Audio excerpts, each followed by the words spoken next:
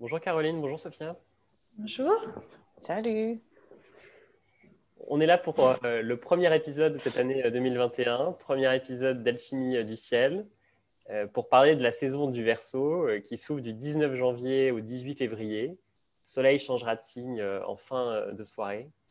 Et le Verseau, c'est le 11e signe du zodiaque. C'est aussi celui qui a accueilli la grande conjonction Jupiter-Saturne du 21 décembre, qui a vu la naissance de notre podcast. Et donc, on voulait vous remercier d'avoir été si nombreux à écouter, regarder ce premier épisode introductif et à nous soutenir. Vous dire aussi que vous pouvez rejoindre notre communauté en ligne sur Patreon pour quelques euros par mois. Vous pouvez parrainer notre initiative en recevant des contributions exclusives qui vous permettent d'évoluer au contact des outils astrologiques qu'on vous propose. Aujourd'hui, on est le 11 janvier, on tourne cet épisode et on va vous dire un peu le programme. On va vous parler des aspects majeurs du mois à venir. On va aborder un thème, comme à chaque fois. Aujourd'hui, le thème, ça va être traverser la crise avec nos 3 regards singuliers, on l'espère, sur ce sujet. Et puis, en fin d'épisode, on vous partagera nos coups de cœur. Voilà, vous écoutez Alchimie du ciel et c'est le premier épisode de l'année 2021. On commence ? Oui. Alors, c'est moi qui ai introduit le premier aspect. On a une conjonction Mars-Uranus et la pleine lune du 28 janvier. Donc, la conjonction Mars-Uranus se fait le 20-21 janvier. Elle est appuyée par la lune qui vient en conjonction de cet aspect le 21. Et tout ça se fait au carré de Jupiter. Moi, j'ai le sentiment que c'est un point de départ pour cette année 2021. On a eu le 18 janvier le carré entre Jupiter et Uranus. Et cette conjonction Mars-Uranus, je ne sais pas ce que vous en pensez, ce qu'elle vient de vous dire, mais elle résonne fort avec une idée de violence, une idée d'insurrection, de quelque chose qui a besoin de se libérer et qui peut-être s'accomplit au niveau individuel comme au niveau collectif. Et si je parle du niveau collectif, c'est que le 20 janvier, c'est l'investiture américaine.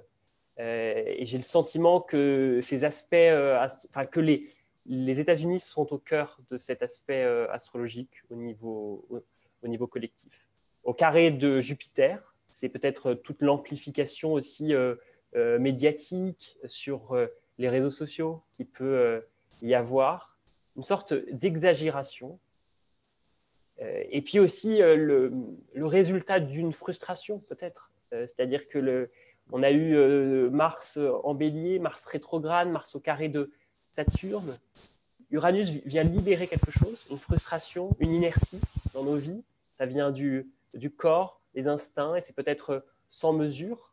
Ça vient traduire, exprimer un changement, un besoin de changement radical.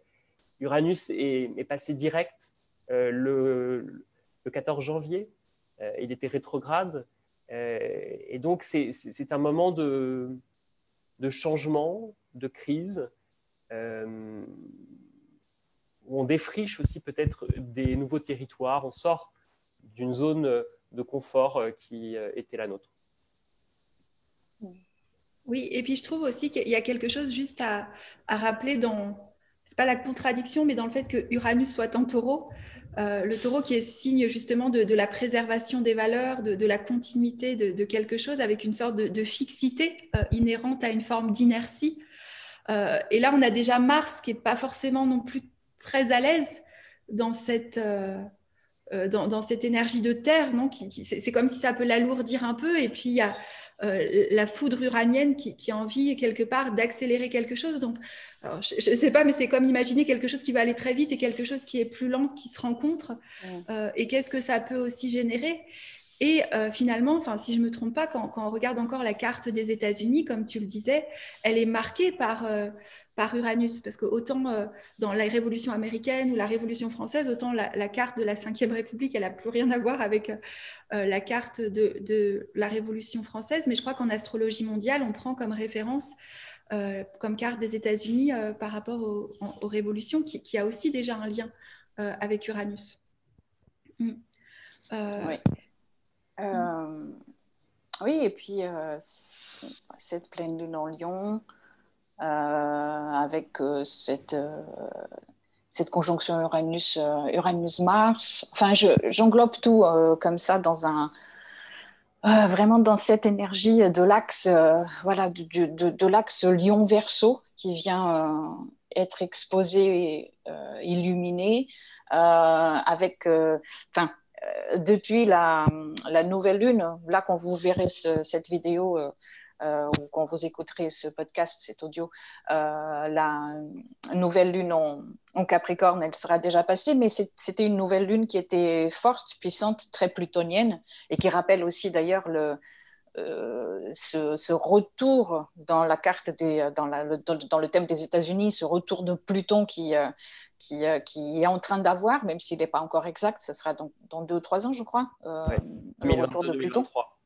Voilà, mais on est déjà dedans, forcément. Donc il y a ça aussi. Et puis, oui, et puis au niveau personnel, forcément, cette pleine lune en Lion vient exposer, mettre en lumière ce qui a grandi là depuis cette nouvelle lune en Capricorne et qui nous a rappelé aussi des forces qui nous poussent à descendre. Parce que c'est vrai qu'on parle souvent du contexte de descente, en tout cas de destruction et de régénération, d'aller voir la lumière. Mais avant de voir la lumière, il faut accepter aussi de descendre. Et parfois, voilà, c'est quelque chose à laquelle on ne pense pas tout le temps. En tout cas, on essaye de passer outre parce qu'on souhaite déjà voir la lumière. Mais voilà, cette nouvelle lune en Capricorne, elle a ouvert ça, et maintenant la pleine lune en Lion avec le carré, voilà, avec Mars et Uranus, et puis avec Jupiter qui est là fort et qui met, voilà, qui amplifie tout ça. C'est vraiment ces forces qui nous poussent à nous détacher, à descendre, à confronter cette destruction qui est en train d'avoir lieu et la transformation qui viendra après. La pleine lune en Lion, elle réveille aussi ce besoin d'affirmation, d'expression, mais nous confronte aussi au travail de l'ego et aussi au besoin de contacter. Alors ça, c'est l'autre côté aussi du Lion, d'aller contacter l'empathie par l'énergie du cœur. En fait, c'est Liz Green qui relie la légende du Graal, la légende du Graal avec l'histoire de Perceval à l'archétype du lion. Dans l'idée que c'est ce jeune naïf qui part à la recherche de quelque chose. Il a perdu son père, il a perdu son frère qui étaient des chevaliers. Sa mère ne voulait pas qu'il parte. Et puis, il doit se confronter au monde. Et il va dans cette quête du Graal. Il retrouve un roi qui est blessé, juste pour... Enfin, il y a plusieurs façons de raconter ce conte. Mais l'une d'entre elles, c'est ça. Il rencontre ce roi. Et l'idée, c'est qu'il devait dire une phrase pour dévoiler tout ce qui était derrière cette quête du Graal. Cette phrase, c'est « à qui ou à quoi sert le Graal ?» Et la première fois, dans un des contes, il ne le dit pas. Il ne le dit pas, et en fait, c'est comme si il ne touchait pas cette empathie à l'intérieur de lui, représentée par le roi qui était blessé. Et donc, il y a de ça dans ce lion, dans cette structure entre le lion et le verseau. Comment aller toucher ce cœur qui peut être un peu emmuré, un petit peu. Et une libération peut-être qui doit se faire justement à partir du cœur pour éviter l'hubris, pour éviter l'orgueil, la démesure. Moi, ce que je trouve intéressant, c'est qu'on a le carré entre Jupiter et Uranus du 18 janvier. Il n'y en aura qu'un seul. Et ensuite, Saturne sera en carré 3 fois. Et moi, ça me fait penser à l'Hubris et à la Némésis.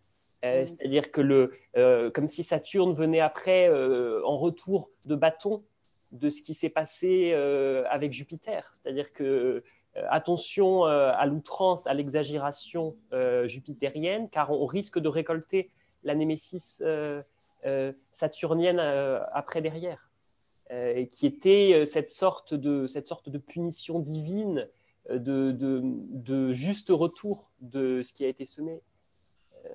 Donc je crois qu'il y a là une grande importance à la mesure, à peser vraiment les choix et les décisions qui pourront être prises dans cette période intense, qui correspond certainement, oui, à un besoin très fort de libération dans certains aspects de nos vies. Et puis, moi, ce qui m'intéresse, c'est qu'aussi, il y a le Soleil qui va transiter entre Saturne et Jupiter. Ce sera les 24 et 29 janvier. Le Soleil vient éclairer quelque chose là, peut-être de ce qui a été ensemencé avec la conjonction Jupiter-Saturne. Le projet qui s'est mis en place, qu'il soit conscient ou inconscient, mettre du sens, mettre de la lumière. Et c'est vrai qu'au niveau collectif, j'ai du mal à voir l'ensemble de ce qui se joue. Il y a quelque chose qui demande à être éclairé, des différentes dynamiques et des forces à l'œuvre. Je me méfie de cette unanimité et de la prévoyance poussée à l'extrême qui peut caractériser cette croix fixe peut-être. Et c'est difficile à déloger aussi. Pardon. Non, je disais, c'est aussi un petit peu tout, peut-être l'importance du lion, justement, dans cette pleine lune en lion, puisque une des ombres du Verseau, dont on parlera peut-être après, mais c'est aussi cet isthme, ce que tu disais, Thomas, quelque chose collectivisme, il y a quelque chose de très au nom d'un principe supérieur, justement au nom d'un principe supérieur justement qui touche l'humanité, au nom d'une certaine conscience, on va prendre des mesures sur le nous. Et c'est peut-être chacun en revenant justement à ce que tu disais qui est très beau, l'activation du Graal en nous, l'activation du cœur, qu'on pourra aussi sauver. Je trouve que Uranus en taureau, c'est un peu la métaphore de la Terre qui est blessée et qui a besoin peut-être de nouveaux rois ou de nouveaux souverains.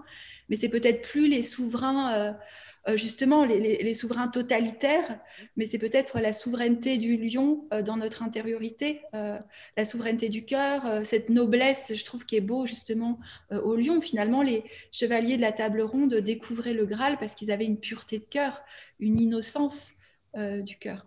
Justement, c'est ça. Et puis, vraiment, comment accepter aussi de se laisser toucher, de se laisser imprégné par cette énergie et puis le Jupiter qui est là et qui peut aussi amplifier ce que l'on fait, ce que l'on cherche, ce Graal, et croire que l'aboutissement de cette recherche, elle est que pour ça, pour soi. Et en fait, elle doit être plus large. Mais aussi, après, il y a, comme tu disais, l'ombre de ça. Quand on cherche aussi à ce que ce soit plus... le monde, il est plein de bonnes intentions, mais après, voilà, c'est les bonnes intentions déjà des réseaux, d'ailleurs, quand ils ont coupé maintenant le compte de Trump, c'est-à-dire ça part d'une bonne intention, comme tu disais, Thomas, on parlait l'autre fois, mais après, voilà, jusqu'où on va. Oui, aussi. Et puis où est le pouvoir là-dedans? On est dans une lunaison qui commence avec Pluton, donc c'est en quelque sorte toute la lunaison est marquée par ça. On a eu la conjonction Pluton-Saturne en 2020 qui ouvre quelque chose de nouveau par rapport au pouvoir. On accuse beaucoup alors il y a toute cette idée du complotisme qui aurait un grand agenda, que les gouvernements seraient à l'œuvre. Mais moi, je ne suis pas sûr que les gouvernements incarnent le pouvoir aujourd'hui. En fait, oui. je me demande où est le pouvoir je me demande est-ce qu'il y a un pilote dans l'avion quelque part et qui a le pouvoir entre ses mains. Et en fait, ça, c'est des véritables questions et qui, je pense, n'ont pas encore de réponse, mais qui peut-être seront éclairées d'une manière ou d'une autre par cette lunaison. Par la lunaison et peut-être aussi la rétrogradation de Mercure, finalement. Alors justement, qui est notre deuxième, la fameuse rétrogradation de Mercure, qui souvent peut être, j'allais dire, comment dire, sur les réseaux, il y a une sorte d'affolement, Oui. je trouve. Donc peut-être ce serait bien de remettre, de clarifier. de clarifier. Moi, j'aime bien aller par le symbolisme de Mercure, hein, qui était pendant très longtemps le seul dieu autorisé à aller dans le monde du dessous, c'est-à-dire il pouvait accompagner les âmes à passer de l'autre côté. Et donc, en fait, pour les anciens, quand il était rétrograde, quand il était dans cette invisibilité, puis il avait ses sandales ailées, donc il allait très vite en plus, en fait, il accompagnait peut-être les âmes de l'autre côté. Donc, finalement, ça vient juste nous dire que si les communications à l'extérieur de nous, j'allais dire, se capotent, on pourrait dire comme ça, c'est parce que l'information de Mercure veut venir de l'intérieur. Et dans le Verseau, ça peut être aussi... moi, j'ai trouvé ça drôle que le jour où Mercure est rentré en Verseau, c'était quand... il n'y a pas longtemps. Tout le monde, on m'a envoyé pour aller sur d'autres réseaux, Telegram, non, je ne sais plus, un truc... comme s'il y avait Mercure en Verseau, c'est-à-dire l'abolition des réseaux classiques avec des nouveautés, parce qu'il y avait généralement, ce qui était reproché ou les informations qui circulaient, c'est qu'il y avait un agenda ou que WhatsApp allait récupérer les données de Facebook ou je ne sais plus quoi. Donc très Verseau aussi, hein, on veut s'affranchir, on veut être libre dans notre manière de communiquer et de communication. Et donc la rétrogradation, elle aura lieu du 30 janvier au 20 février, entre... du 11 degrés du Verseau à 26 degrés. Donc, c'est intéressant de regarder si vous avez dans votre thème ces degrés-là, parce que surtout s'il y a des planètes à cet endroit-là, ça peut être des moments de... peut-être Mercure en Verseau, il y a ce côté, justement, reprenez la foudre, je suis touchée par la foudre et j'ai des idées et j'ai des prémonitions. Avec ce défi, souvent, je trouve, qui est propre au Verseau, c'est qu'on peut comprendre au niveau mental, on peut avoir l'illumination ou comprendre, puis après le temps, qui est aussi tout le défi qui vient nous rappeler dans toutes ces années Uranus en Taureau, le temps que ça descende dans la matière, que ça fasse corps, qu'on l'intègre vraiment. Mais je trouve qu'il y a toujours une opportunité avec Mercure rétrograde, une sorte de révision de notre... Mercure, c'est pas seulement celui qui communique, c'est aussi celui finalement qui fait que toutes nos planètes, elles communiquent ensemble. Donc tous nos personnages intérieurs, toutes nos voix. Et peut-être avec cette énergie du Verseau, on a vu en plus la fin du mois de janvier, comment elle commençait, le mois de février. C'est qu'est-ce qui demande à être libéré dans notre système de pensée, mais pas seulement dans notre manière de voir le monde. Ça peut, hein, puis je trouve que ça nous dépasse, comme tu le disais, Thomas, en ce moment, mais aussi quelque chose peut-être en nous qui a envie d'oser se parler différemment ou d'oser peut-être des parties de nous-mêmes qui ont envie de communiquer différemment. Et la rétrogradation de Mercure, ça peut être l'occasion de faire silence quelque part. Alors un silence parfois qu'on a l'impression de subir parce que ça ne fonctionne pas, mais peut-être qu'il peut être aussi un cadeau pour aller... pour écouter à l'intérieur ce qui se passe, en fait, tout simplement. Oui, c'est ce besoin de revenir vers l'intérieur, repenser les questions essentielles aussi. Et ici, bien sûr, en Verseau, la première chose à laquelle on va penser aussi, c'est repenser les questions essentielles liées à l'expression de soi. Et puis, comme tu disais, quand on en parlait, Thomas, par rapport aussi voilà, tout ce qui est les réseaux sociaux, je pense que cette période aussi, elle va être assez importante pour peut-être pas régler déjà tous ces problèmes-là, mais poser la question. Surtout que Mercure va être rétrograde dans les signes d'air pendant 2 ans à peu près. Donc forcément, c'est le démarrage aussi de cette compréhension-là. Qu'est-ce que c'est comment est-ce qu'on peut continuer à communiquer? De quelle manière? Sous quelles règles? Enfin, je pense qu'il y a quelque chose de ça aussi. Et peut-être que ça vient parler aussi de l'aspect que Mercure fera avec Jupiter. Oui. Pendant toute cette rétrogradation, réunir des règles nouvelles, tout ça.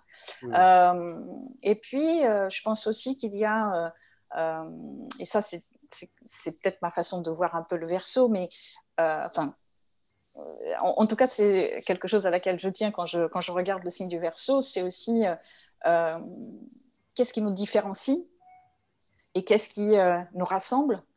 Et peut-être que ce premier passage ici en Verseau de ce Mercure rétrograde, c'est aussi inciter à revenir vers un questionnement sur ça et accueillir ou voir où il y a la peur de l'autre ou la peur de tout ce qui est hors norme ou différent de soi et se questionner sur ces aspects-là. Oui, donc tu parlais aussi, Caroline, d'une mise à jour en quelque sorte, d'une mise à jour au niveau mental, d'une conscientisation de ce qui s'est joué. Et ce que je trouve intéressant, c'est que la dernière conjonction Mercure-Soleil s'est faite le 21 décembre, jour de la conjonction aussi Jupiter-Saturne. Donc d'une certaine manière, il y a là, dans cette rétrogradation en Verseau, qui accueille cette même conjonction Jupiter-Saturne, un lien, une mise à jour quelque part, et le Soleil sera de nouveau conjoint à Mercure. Enfin, Mercure vient à la conjonction du Soleil le 8 février, ce sera à 19 degrés du Verseau. Donc, il y a quelque chose en lien peut-être avec ce 21 décembre à mettre à jour. Et puis, une troisième fois, le 19 avril, à 29 degrés du Bélier.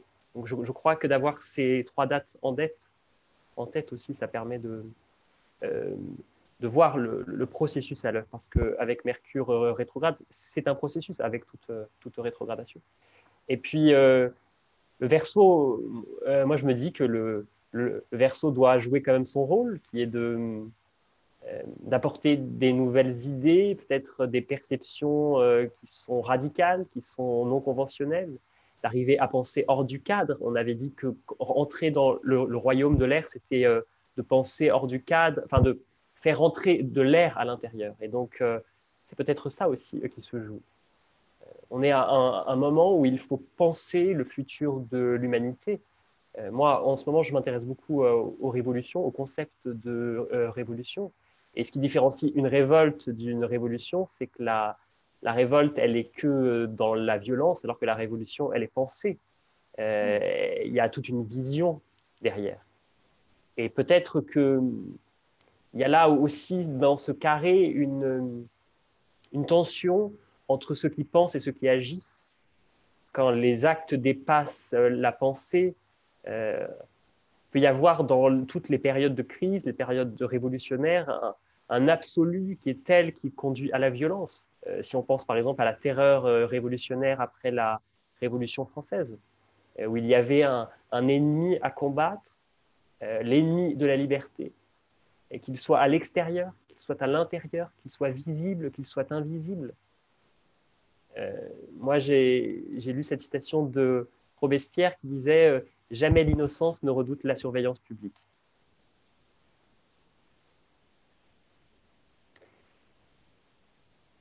Et je me méfie des bonnes volontés, de ces énergies et de ce qui peut se jouer en ce moment, et qui, je pense, demande aussi de la réflexion sur le futur que l'on veut engager. Et puis, c'est la possibilité, comme tu disais aussi, Sophia, de faire entendre une voix singulière, une originalité au milieu des autres. C'est peut-être ça aussi, cette conjonction Jupiter-Mercure, qui s'est faite le 11 janvier, qui se reformera le 15 février, puis le 5 mars. Des dates importantes aussi à noter et puis à regarder. Et puis, si cette question, si ce processus de travail sur Mercure rétrograde vous intéresse, sachez que chaque mois, nous proposons avec notre Patreon un PDF de quelques pages, support de réflexions astrologiques, qui vous permet de réceptionner au mieux le contenu de chaque épisode et qui sera cette fois-ci dédié à Mercure rétrograde. Et puis, tu as aussi un programme, Sophia, je crois, sur Mercure rétrograde. Tu veux nous en dire un mot ? Oui, juste un mot.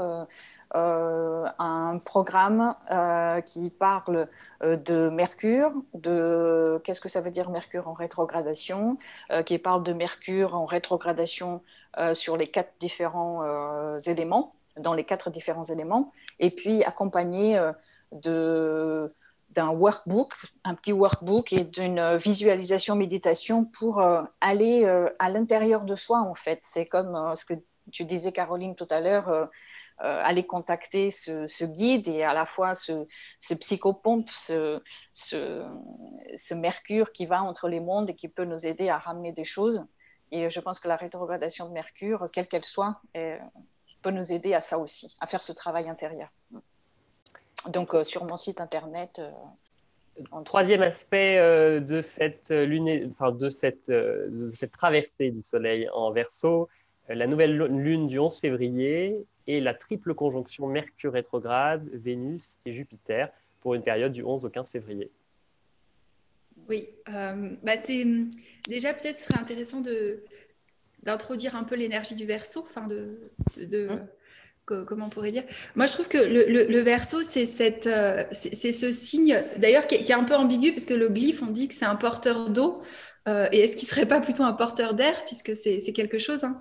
Parfois, il y a des personnes qui pensent que c'est un signe d'eau, le Verseau, alors qu'au contraire, je trouve que c'est un signe souvent qui a du mal à connecter avec le monde émotionnel, qui reste beaucoup au niveau du concept, avec un des concepts peut-être qui est son fer de lance, c'est la liberté. Et la difficulté à se faire enchaîner. Et à la fois, ça m'a toujours marqué qu'en astrologie traditionnelle, hein, le régent du Verseau, c'est pas Uranus, c'est Saturne. Donc il y a aussi quelque chose dans le Verseau où son propre système de pensée et de croyance, finalement, a aussi une forme de rigidité. Il y a cet appel de la liberté et il y a cette ambiguïté où qu'au nom de la liberté, il y a peut-être aussi des fois des actions ou des attitudes finalement qui sont plus enfermantes qu'autre chose. Après, c'est un signe de l'universalité où on reconnaît, je trouve, chacun nos individualités pour proposer quelque chose de nouveau. Et je trouve ça intéressant qu'il y ait Vénus, Jupiter, Mercure rétrograde. Il y a aussi quelque chose de très, je ne sais pas si c'est fraternel, mais après, je ne sais pas comment ça peut se traduire au niveau collectif, mais au niveau individuel, il y a aussi peut-être l'envie de se rassembler. Vénus avec et peut-être aussi suite à ce que Mercure nous fait prendre conscience. Voilà, comme cet espace aussi qu'on a tous les trois créé, je trouve que c'est des espaces où il y a des valeurs communes, il y a des idéaux communes, il y a une forme de Verseau puisqu'on est tous à distance, mais le besoin aussi de se rassembler peut-être à certains, je sais pas, à un niveau micro. Et comment ça peut se traduire à un niveau macro? Est-ce qu'il va y avoir aussi des envies de mutualiser quelque chose et on sait ce que tu disais, l'ombre avec Jupiter aussi ou le Verseau, qui peut être l'abolition de l'individualité ou de certaines valeurs propres à Vénus, qui sont quand même l'art et la culture aussi. Est-ce qu'à ce moment-là, il ne va pas y avoir aussi une réflexion qui est mise en place sur l'art, la culture en 2021, par exemple? Et avec ce carré, je crois que la nouvelle lune est en carré à Mars, hein, même s'il y a une orbe de 5 degrés. Il y a toujours cette lenteur peut-être de la mise en action ou que ça devienne, que ça reste pas à l'idée de concept. Je trouve que toujours le défi entre le Verseau et le Taureau, c'est que le Taureau, il y a ce besoin que pour que le changement soit fait, il soit incarné dans la matière et il prenne forme. Et le Verseau, on voit, mais parfois on voit tellement loin que ça peut faire peur à certains, plus traditionnels. Et moi, je trouve toujours qu'il y a une grande clé dans Uranus en Taureau actuellement, qui est comment on peut justement proposer des manières nouvelles, des manières nouvelles de penser, de voir, mais avec cette exigence du Taureau qu'il faut que ça prenne forme, il faut que ça s'incarne, mais d'abord dans toutes nos cellules. Enfin, c'est comme si les changements individuels qu'on a envie, ou toutes les ça, je parle vraiment plus au niveau micro, mais parce que j'ai plus facilement accès là-dessus, mais comment ça doit être vécu dans toutes nos cellules, en fait, pour que ça reste pas à l'idée d'idée et que ce soit pas justement qui peut être le danger aussi d'être dans cette grande période d'air dans laquelle on rentre, c'est que l'air, c'est volatile et ça peut être aussi flou. Enfin, pas flou, c'est pas le flou neptunien, mais ça peut être aussi, comment on dit en français, tu sais, que ça t'agite un petit peu. Oui. Oui, et forcément, nouvelle lune en Verseau, les carrés qui sont en train d'avoir, comme tu dis, Caroline, avec la terre du taureau. Ça me parle beaucoup de cette croix fixe, c'est-à-dire tout ce qui est en train d'arriver en Verseau est en train de réveiller aussi les autres signes de cette croix fixe, c'est-à-dire tout ce qui est toutes les planètes que nous avons, ou point, ou angle, n'importe, en taureau, en lion, en scorpion et en Verseau. Et les signes fixes, juste pour dire quelque chose par rapport à cette signification-là, ce sont des signes qui sont au milieu des saisons. Donc, ils portent cette symbolique de durabilité, de construction, mais aussi de quelque chose qui est difficile à faire bouger, à faire changer, parce que leur rôle, elle est vraiment celle de développer, d'asseoir quelque chose qui est né ou alors qui est en train de naître. Et si on pousse peut-être la réflexion un tout petit peu plus loin, on voit que le Verseau se trouve donc entre le Scorpion et le Taureau. Deux signes tellement différents du Verseau parce qu'ils nous rappellent en fait les forces de l'instinct, les forces de la nature, les forces conscientes et inconscientes. Et puis le Verseau est en face du signe du Lion, qui fait penser aussi dans des termes alchimiques au lion vert. Vous savez, le lion vert qui mange le soleil, c'est-à-dire la conscience. Et le Verseau, il a un peu peur de ça, un peu des instincts de la nature. Il essaie de s'élever au-dessus de la nature et de sortir de ce qui a pu nous contenir ou nous soutenir au départ, mais le Verseau, en fait, il nous rappelle à aller plus loin, à aller voir du côté de la science, de la psychologie, des arts et tout ça. Et donc, oui, cette nouvelle lune, elle parle aussi peut-être aussi de ce rapport qui ne devait peut-être plus exister, mais qui existe encore, de confrontation entre la culture et la nature, alors qu'ils font partie d'un même noyau, en fait. En tout cas, quelque chose entre ça. Et donc, c'est vrai que Mercure, Vénus, Jupiter, oui, ça me rappelle, ça vient me rappeler le principe d'inclusivité ou d'inclusion, de ramener, ou en tout cas de repenser comment le faire, surtout parce que, oui, il y a l'idée de cette conjonction qui est là, voilà, pendant un moment, qui va être rapide, voilà, qui va passer, mais il faut aussi se rappeler que tant que Saturne restera en Verseau, Vénus et Mercure vont toujours commencer leur conjonction, leur cycle avec Saturne pendant 3 ans en Verseau, et avec Jupiter, c'est pendant 1 an. Pendant 1 an, donc c'est seulement 7 fois. Mais il y a toute la continuité après. Donc ça, c'est aussi intéressant de voir là maintenant le moment immédiat, mais il y a aussi toute la construction qui viendra avec Saturne derrière, peut-être de ce qui va naître là maintenant. Le Verseau, c'est aussi se rappeler que nous faisons partie d'une communauté de destin qui s'appelle l'humanité. Oui. Un sens du nous, l'individu doit composer avec l'universel.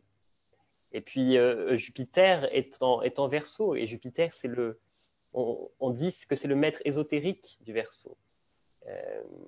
Un Jupiter Verseau, ce serait finalement mettre les âmes en commun, voir ce qu'il se passe quand les âmes se rassemblent.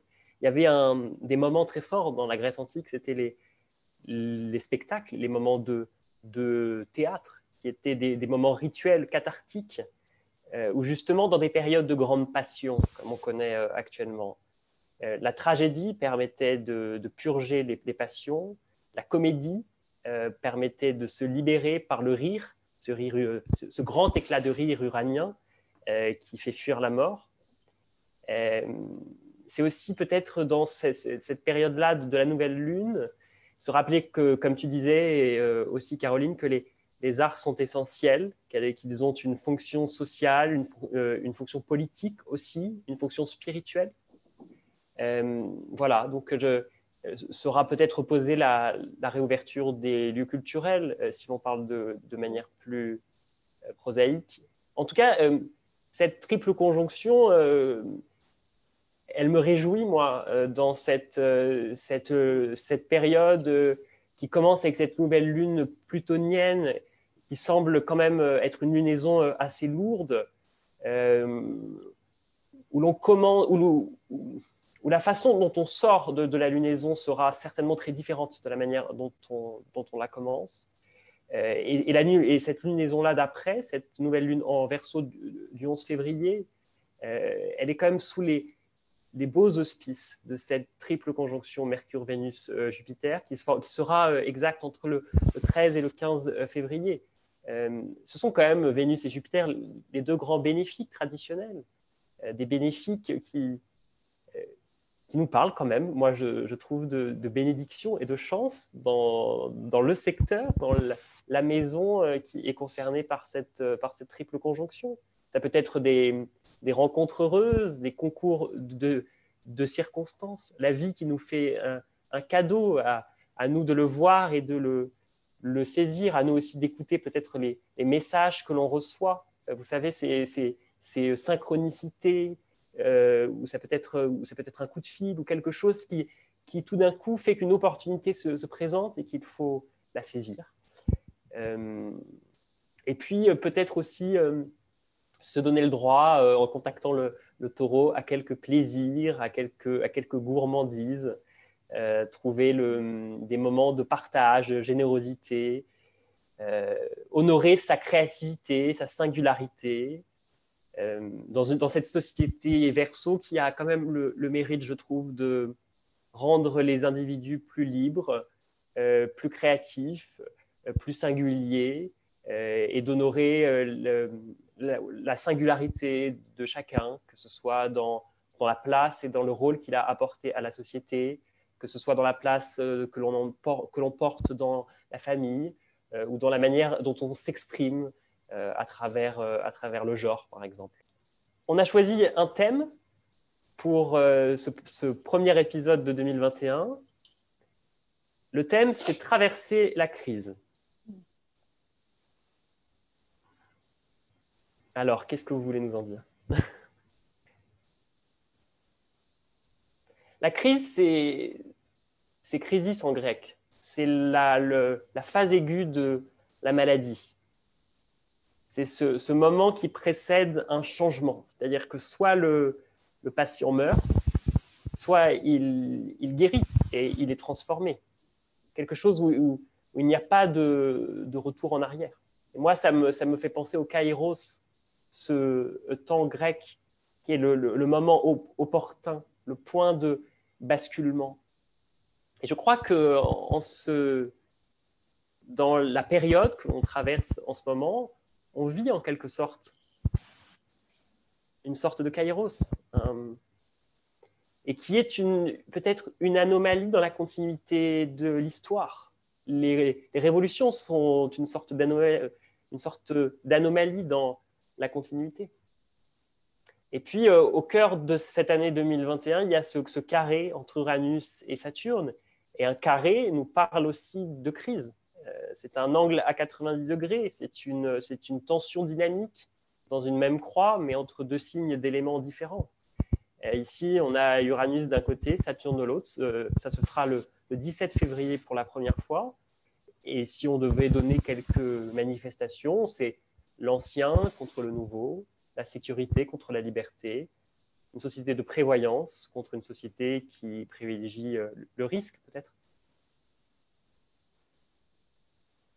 Oui, moi je verrais aussi la crise au niveau individuel, puisque pour beaucoup aussi cette crise du collectif, se reflète aussi dans le micro. Enfin, je sais pas, dans les séances aussi qu'on peut avoir, il y a des crises justement qui se constellent autour. Est-ce que je reste dans une relation? Est-ce que j'en pars? Est-ce que je reste dans un travail qui me donne de la sécurité? Ou est-ce que je choisis un y a des crises aussi qui sont de santé, il y a des crises psychiques, il y a ce moment, moi je trouve, qui me fait aussi quelque part penser à Uranus, parce que finalement, même si la crise, des fois, elle était en gestation dans l'ombre, il y a toujours ce moment d'effondrement, c'est-à-dire qu'on sent que tout d'un coup, alors il y en a, ça se manifeste par des événements extérieurs, quelqu'un qui part subitement, quelqu'un...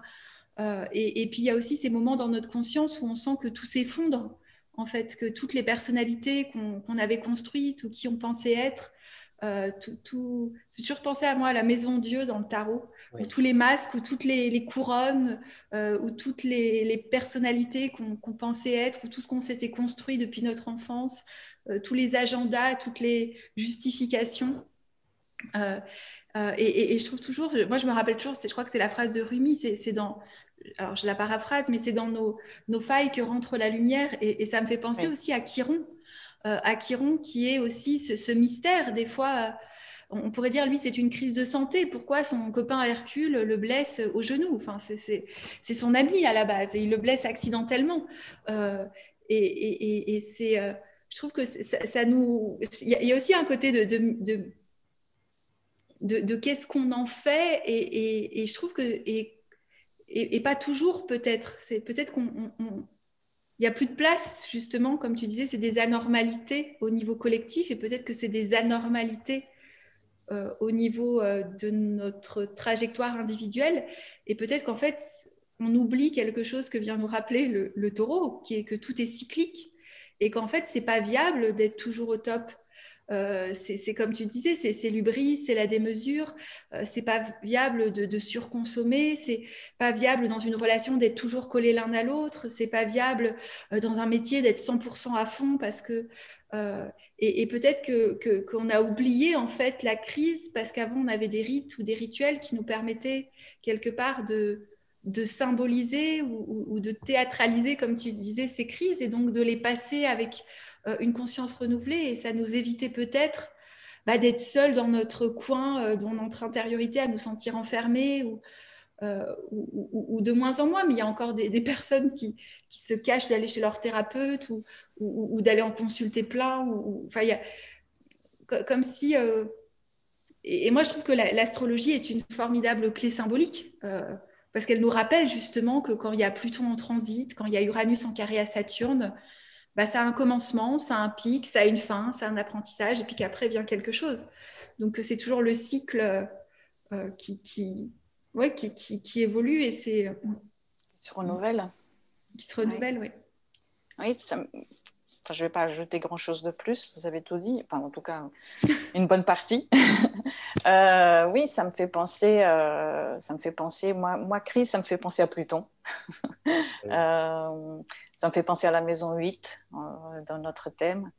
Et crise, ça me fait penser aussi d'une certaine manière à choix, c'est-à-dire peut-être un moment où ce n'est plus possible de nier ce qui est là, et il va forcément, dans cette descente, falloir à un moment donné faire un choix pour le futur. Et là, on peut voir Uranus, à la fois Pluton et Uranus.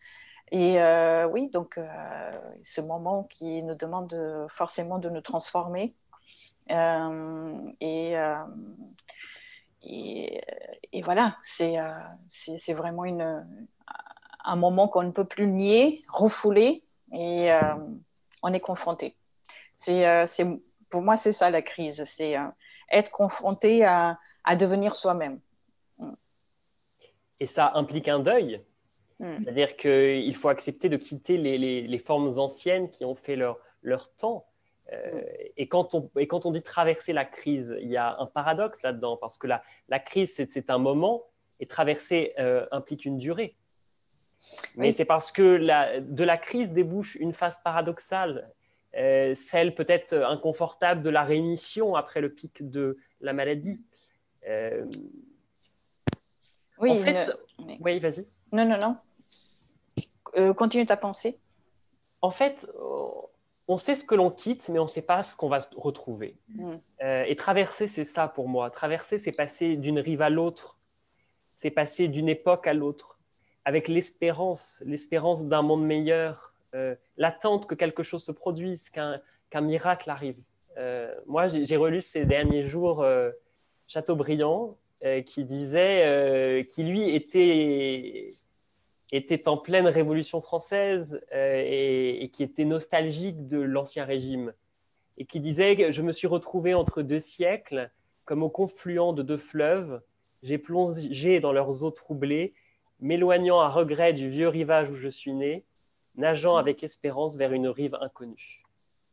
C'est beau. Et d'une certaine manière, c'est aussi accepter peut-être de ne pas avoir toutes les clés pour comprendre ce qui arrive, de ne pas avoir toutes les clés pour comprendre la nouvelle ère qui advient finalement. Et je pense qu'il doit y avoir toute une génération qui est totalement dépassée par les transformations, que ce soit les transformations numériques, toutes les révolutions qui se produisent en ce début de XXe siècle. Il dit aussi à la fin de son livre, « Il est 6 heures du matin, j'aperçois une lune pâle et élargie. Elle s'abaisse sur la flèche des Invalides à peine relevée par le premier rayon doré de l'Orient. On dirait que l'ancien monde finit et que le nouveau commence. Je vois les reflets d'une aurore dont je ne verrai jamais se lever le soleil. » Et moi, ça me touche parce que en ce moment, avec la crise que nous vivons actuellement, il y a toute une génération qui part. La génération qui avait Pluton en Cancer, la génération de l'entre-deux-guerres. Et aujourd'hui, on se retrouve avec le Pluton de Capricorne.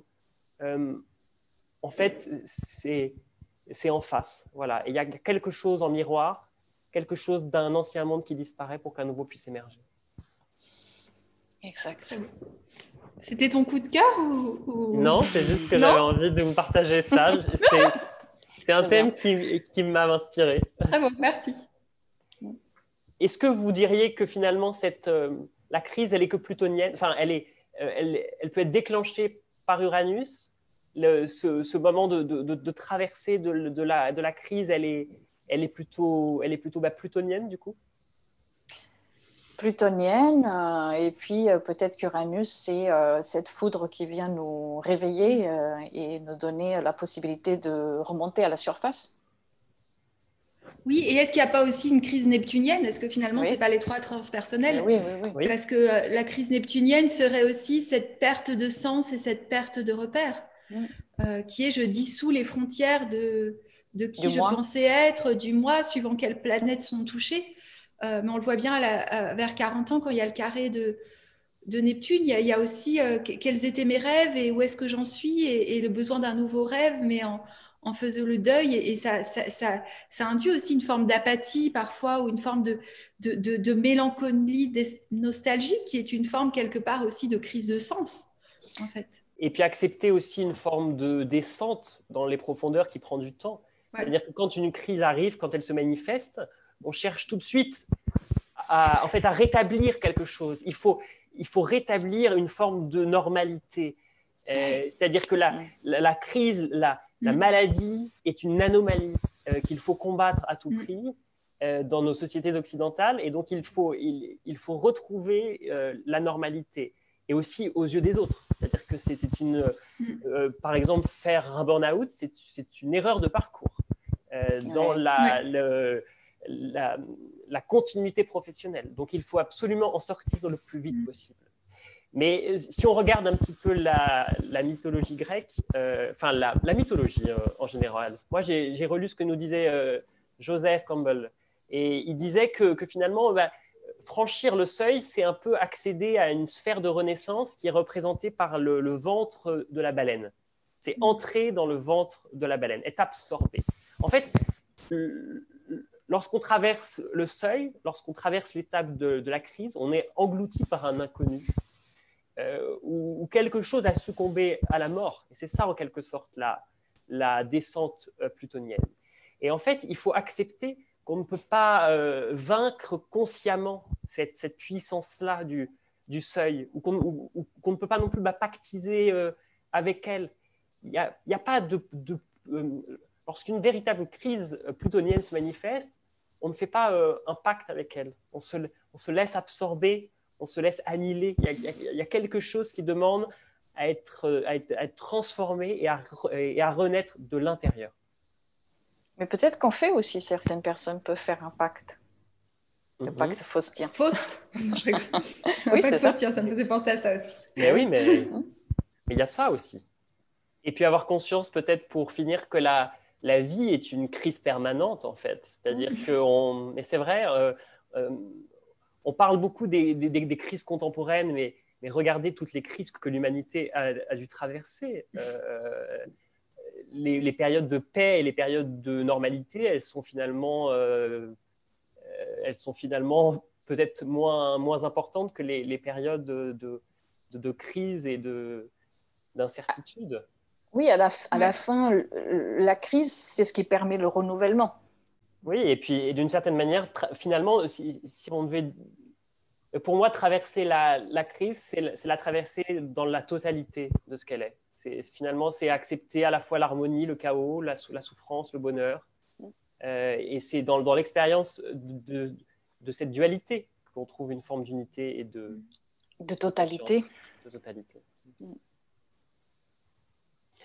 Et si vous voulez approfondir avec nous ce sujet, sachez qu'on propose un webinaire mensuel pour les abonnés du Patreon. Vous pourrez nous poser toutes vos questions en direct. Et puis, chaque mois, une personne sera tirée au sort parmi les abonnés de notre Patreon et on regardera son thème à la lumière de la thématique du mois. Il sera disponible en replay, ce webinaire, donc n'hésitez pas à nous rejoindre encore une fois sur Patreon. On passe au coup de cœur ? Oui. Qui veut Allez, commencer ? qui commence? Caroline? Bon, alors moi c'est Etty Ilcium que j'ai lu. D'ailleurs, on voit mon livre qui est bien abîmé, que j'ai lu adolescente. Et je trouve que justement en ce moment où certaines libertés à l'extérieur sont restreintes, alors elle c'est quand même dans l'extrême de la Seconde Guerre mondiale et c'est une juive à Amsterdam, une jeune femme juive, et c'est tout son itinéraire spirituel en fait de trouver cette liberté en elle-même. Voilà, et je trouvais ça très très beau. Ouais. Un très beau livre, oui. C'est un très beau livre. Voilà. Moi, c'est un film. Fur. Alors, je pense pas qu'on puisse voir grand-chose. Si, on voit. On voit. Si. Si. C'est un film qui est sorti, je crois, en 2006 ou 2007 avec Nicole Kidman et Robert Downey Jr. Et ça s'appelle Fur, fourrure, portrait imaginaire de Diane Arbus. Et je le trouve pas mal verso, mais peut-être que c'est aussi mon Uranus en Scorpion à moi qui aime beaucoup ce film parce que bon, c'est Diane Arbus, c'était une photographe dans les années 50 aux États-Unis qui a photographié des personnes hors normes. Et ce film, il raconte pas sa vraie histoire, mais il s'inspire de son histoire pour nous raconter, c'est une espèce de conte un peu, un conte un peu mis dans la réalité. Il nous fait entrer dans le dégoût et dans le plaisir qu'il y a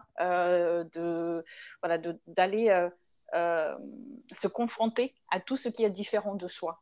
Et c'est un très très beau parcours, surtout en lien avec l'idée de hors norme, bizarre, qui sort de l'ordinaire. Un livre, un film et un journal pour moi. Moi, mon coup de cœur, c'est la revue, le journal hebdomadaire qui s'appelle Le 1. Je lis assez peu la presse, je regarde assez peu en fait les informations parce que je trouve qu'on est absorbé et j'ai plutôt besoin de me mettre en retrait. Mais tous les mercredis, j'achète Le 1.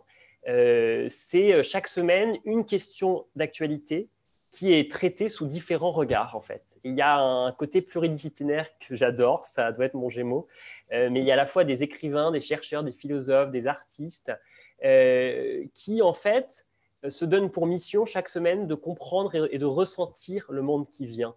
C'est ça la mission de ce journal et je trouve que c'est très verso.